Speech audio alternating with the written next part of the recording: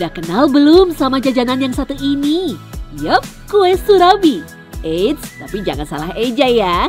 Ini surabi, bukan serabi. Kalau surabi asli dari Bandung, kalau serabi adanya di Solo, Jawa Tengah.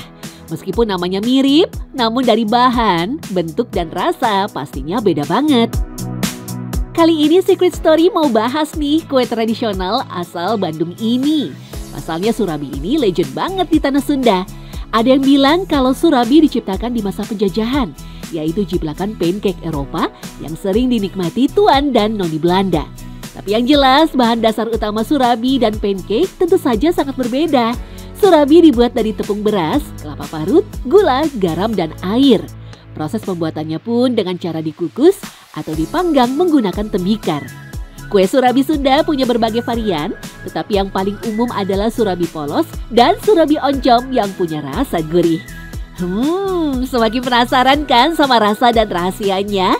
Tentunya ada di Secret Story, mengungkap rahasia di balik cerita. Surabi yang saya tahu itu surabi dari Bandung, permukaannya lebih tebal biasanya dan rasanya gurih. Udah gitu biasanya topping yang umumnya dari oncom.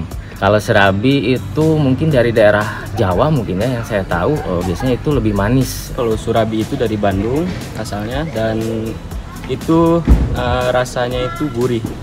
Dan sedangkan kalau serabi itu asalnya ada dari Jawa, Medan sama Minang. Teori lain membuktikan bahwa surabi sudah ada sejak zaman kerajaan kuno di wilayah Priangan atau Jawa Barat. Surabi pertama kali dikenal sebagai makanan sesaji untuk tujuan ibadah dalam sebuah upacara adat.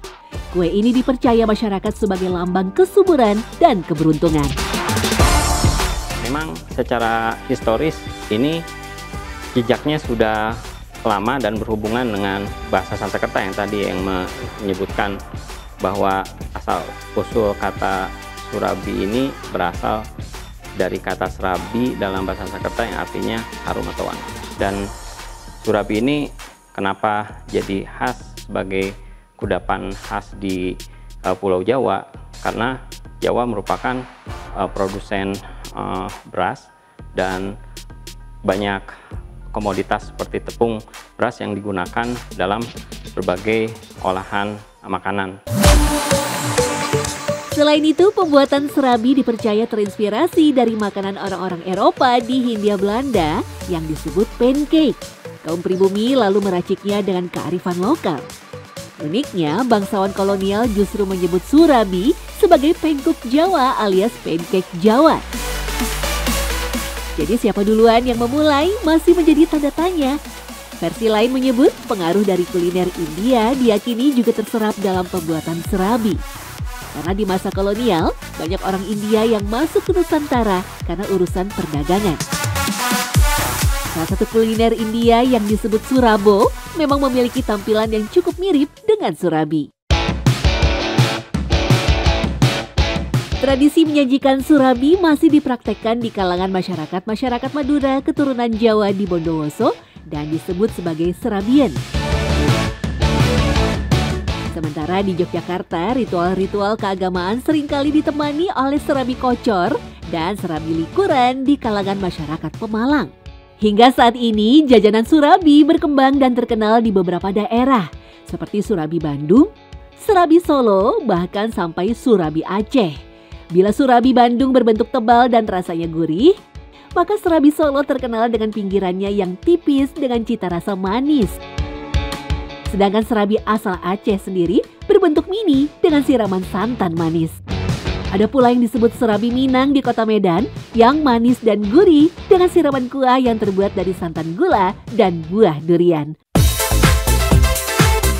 Seiring perkembangan zaman, surabi pun tampil dengan aneka rasa yang sangat bervariasi. Salah satunya warung surabi Cihapit yang eksis sejak tahun 80-an. Mengusung konsep modern berupa live cooking, di mana pengunjung dapat melihat proses memasak surabi, surabi Cihapit benar-benar memanjakan lidah penggila kuliner dengan aneka topping modern. Dan rasa-rasa yang masih terjaga itu ya masih banyak peminatnya itu surabi oncom, surabi kinca untuk yang tradisionalnya. Dan untuk yang modernnya sendiri kita ada surabi coklat, ada surabi keju, dan surabi durian, dan lain-lainnya juga masih banyak. Nah, itu peminatnya juga ada di kalangan anak muda. Ya, tak bisa dipungkiri, meski kini surabi banyak dijajakan sekaligus dimodifikasi dengan aneka topping modern, surabi tradisional tetap menjadi incaran pembeli, terutama sebagai menu sarapan pagi. Salah satu warung surabi yang melegenda dan tetap mempertahankan keaslian rasa adalah warung surabi Emak Priangan yang berada di kawasan Cimahi, Jawa Barat. Udah kapungkur mah ti zaman karuhun oge kieu surabi mah Sep. Teu aya nu nganggo naon teh, nu nganggo keju, nu naon teh teu aya. Salah satu hal yang membedakan surabi emak dengan surabi lainnya adalah cetakan surabi yang dipesan langsung di Pleret Cirebon. Cetakan ini konon membuat surabi matang dengan cepat. Hanya dalam waktu 2 menit saja, surabi pun bisa dihidangkan. Keunggulan lain cetakan adalah membuat bagian belakang surabi berbentuk bolong-bolong atau dalam bahasa Sunda disebut bibika. Ini pula yang membuat surabi akan masak dengan merata. Dengan harga yang sangat terjangkau, yaitu mulai dari Rp7.000 hingga Rp15.000, pelanggan dapat menikmati berbagai varian, mulai dari surabi polos, surabi oncom, hingga surabi telur. Saur nu sanes Sep kudah dilestarikeun, ieu teh tuangeun teh. Da teu aya di nu sanes nu nganggo kayu bakar teh, iwah ti di emak. Alhamdulillah Sep nu ti Pengko ti kecamatan oge pada ngadukung, Sep sadayan oge ka emak teh. Selain kenikmatan kuliner, surabi ternyata memiliki dimensi spiritual yang dalam.